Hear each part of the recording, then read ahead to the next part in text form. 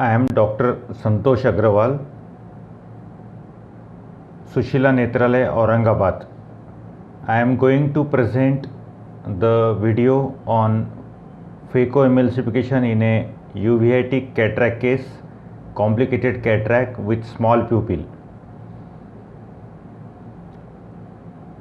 This is a 2.8 clear corneal incision. High molecular visco is utilized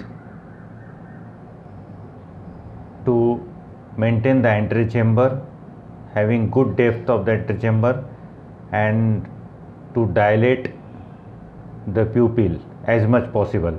This is the side port incision, two side port 180-degree apart. As you know, the pupil is not well dilated in case of uveitic cataract cases. It's a seclusive pupillae. Patient is a young male of around 40 years old, having ankylosing spondylitis, recurrent uveitis, vitritis, leading to complicated cataract. Patient had once acute glaucoma and YAG iridotomy was done. Now we are trying to separate the pupillary border from the capsule. The adhesions we are going to break, as there is a hypotony, and also to maintain the antechamber depth for the manipulations. Antechamber maintainer is applied. Now with the help of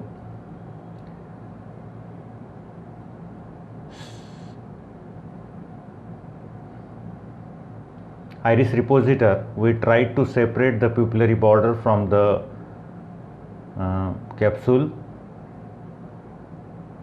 Crescent knife is also used to break the synechia, as it was very difficult to make the space between the iris tissue and the capsule. 360-degree we have separated the pupillary edge from the capsule. Adhesions were broken. Now we are going to remove the membrane which are present at the pupillary border, so that we can get adequate pupillary dilatation. They are very thin membranes. Now you can see little bit dilatation is achieved. Utrata forceps is used, or you can use any vitreous forceps to separate or take out such type of membranes.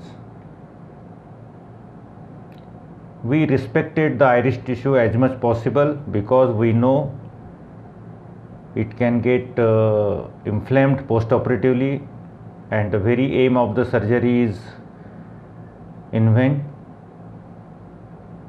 Now instead of stretching the pupil, we thought of doing the sphincterotomy, so that we can have adequate capsulorhexis.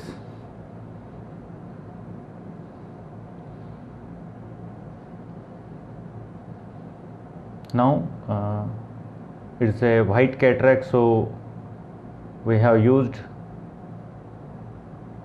trypan blue to stain the intracapsule. Again, high molecular weight viscoat was used to dilate the pupil and also to protect the corneal endothelium.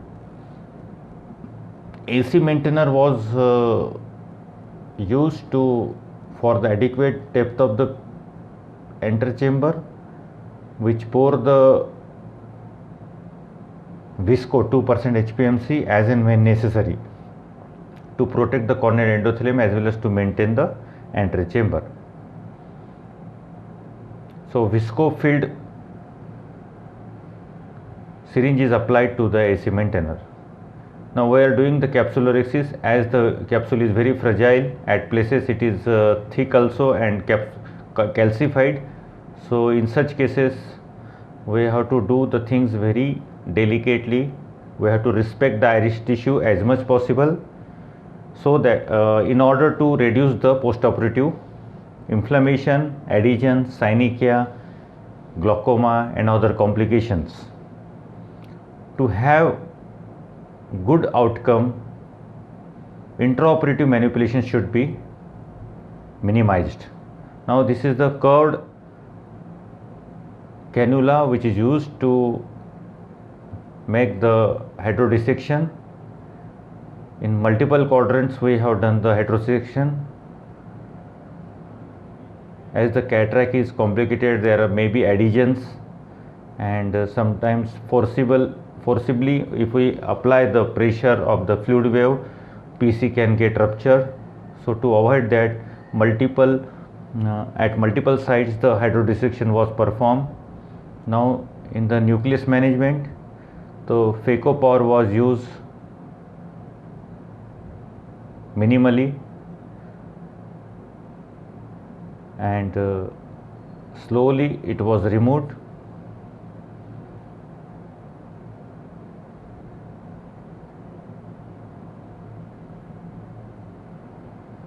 As patient is a young chap, the cataract is a soft cataract,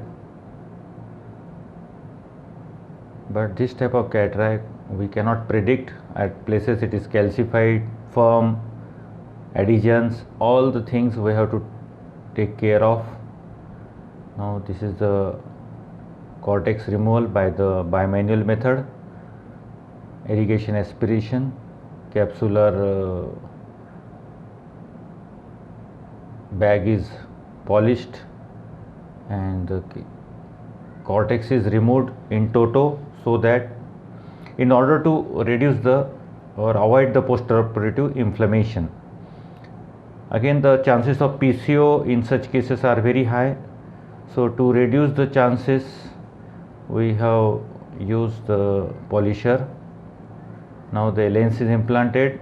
There is a hydrophobic acrylic IOL.